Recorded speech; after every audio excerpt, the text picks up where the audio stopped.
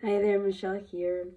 In this channel, my desire is to share with you ideas, perspectives, stories, and questions that have helped me in my own journey towards greater inner peace, joy, and empowerment, and in hopes that it will help you in your own journey if you are desiring more of those qualities in your life. So today I wanted to share a simple story and a question that arose within me after that it, after that experience. I have two children, and one of them is receiving occupational therapy, and so we went to the therapy. I attended with my children, and it was a blast. And the children got excited, and therapy was done, but my children still wanted to keep playing, of course, their children, and they wanted kind of running around the place and wanting to just enjoy life. And for a little while I was down with it, but then after a few minutes I experienced some anxiety, and I had the thoughts of like, what was worrying, that the therapist, they might get upset, and they might try to kick us out. Like, all these things kept popping through my head, but in the moment, all that was happening was my children were super joyful, and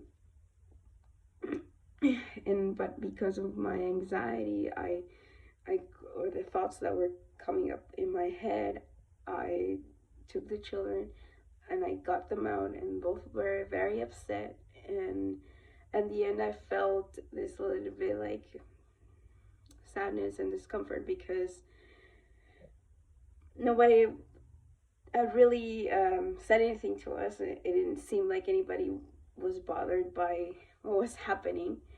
But I created that in my own mind. And it led me to think that I had asked myself the question, is this a rule that somebody gave me, or is it an imaginary rule that I was following?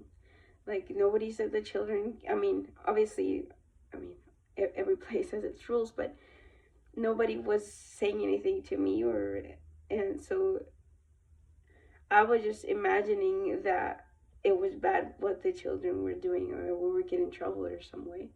And so it just got me to thinking, like, how much of the rules that we come up with in our head are real rules or just imaginary rules, and we act upon our own imaginary rules and shortcut a good moment that unnecessarily. I mean, of course there's certain boundaries we need to follow, but I wonder how wide is that permission, how much more free are we to do what we want to do than we think. Maybe a lot more.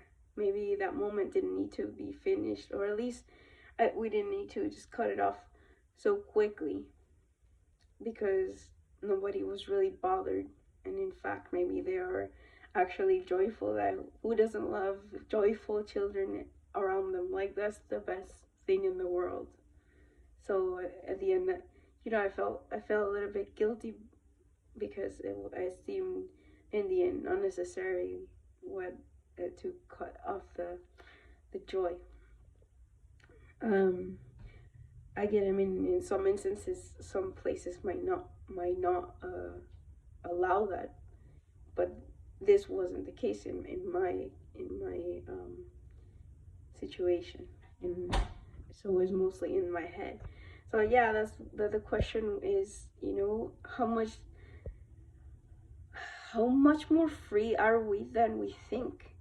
How much of the rules that we follow are just in our head, and how much more joy can we experience in life if we just allow ourselves to not follow those rules, and maybe even like go to just kind of do your own thing until somebody calls you out on something.